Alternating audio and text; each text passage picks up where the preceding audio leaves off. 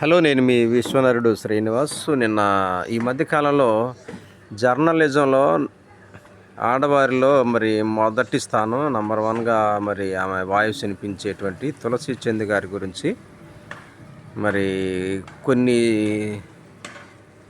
సమాజపరమైనటువంటి అంశాల్లో ఆమెను ఇరికించేసి ఆమెను నెగిటివ్గా చూపిస్తున్నారు. తులసి చంద్ గారు జర్నలిజంలో నంబర్ 1 స్థానంలో ఆడవారిలో ఉంటా ఉంది.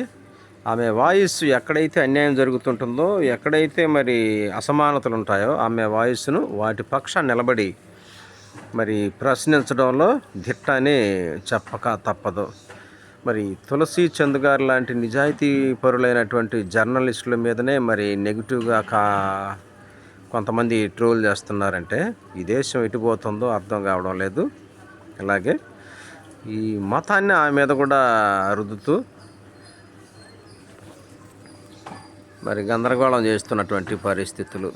నాకు అర్థమైంది ఏంటంటే, ఇండియాలో ముస్లిం అయినా, హిందూ అయినా, క్రిస్టియన్ అయినా, బౌద్ధం అయినా, సిక్కు అయినా, జొరాస్ట్రియన్లు అయినా, ఏ మతమైనా సరే ఉన్నటువంటి పరిస్థితుల్లో అన్ని మతాల మీద బ్యాన్ పెట్టి ఎన్ని బళ్ళు అయితే ఉంటాయో అంత ఈ దేశం ముందుకు వెళ్తుందని నేను గమనించాను.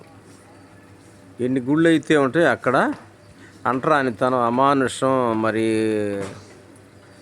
నీచమైనటువంటి నికృష్టమైనటువంటి పరిస్థితులు నెలకొంటూ ఉన్నాయి. కాబట్టి ఈ మధ్య రాజకీయ నాయకులు కూడా మతాల వేషాలు వేసుకొని సామాన్యుడి మీద, వాళ్ళ మనోభావాల మీద, వాళ్ళ ఉద్దేశాలను రుద్దుతూ ఎంతోమంది కుటుంబాలను దిగజారుస్తూ, చంపుతూ, హింస పెడుతూ మరి హింసాకారకులుగా ఉంటున్నారు. కాబట్టి ఒక 100 సంవత్సరాలు ఇండియాలో గుడులన్నిటిని పడగొట్టి వాటి స్థానంలో బళ్ళు కట్టించాలి.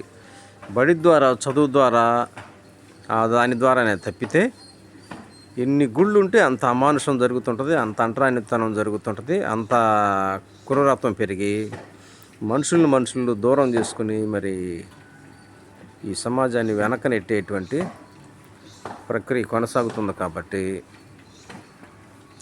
అలాగనే తులసి చంద్ గారిని గురించి ఇప్పుడు జరుగుతున్నటువంటి నెగిటివ్ని ప్రతి ఒక్కళ్ళు ఆలోచించి ముందుకు వెళ్ళాలని, ఈ సమాజాన్ని అధోగతి పాలు కాకుండా ప్రశాంతమైన నీతి న్యాయాల వైపు మళ్లించాలని నేను మనసారా కోరుకుంటూ, అలాగనే మతాలపైన నిషేధం పెట్టి, మతాలని ప్రోత్సహించేటువంటి నాయకుల మీద కూడా నిషేధం పెట్టి వారికి కఠినమైన శిక్షలు వేయాలని మనసారా కోరుకుంటూ మీ విశ్వనరుడు శ్రీనివాస్ ఉంటా. మరి ధన్యవాదాలు.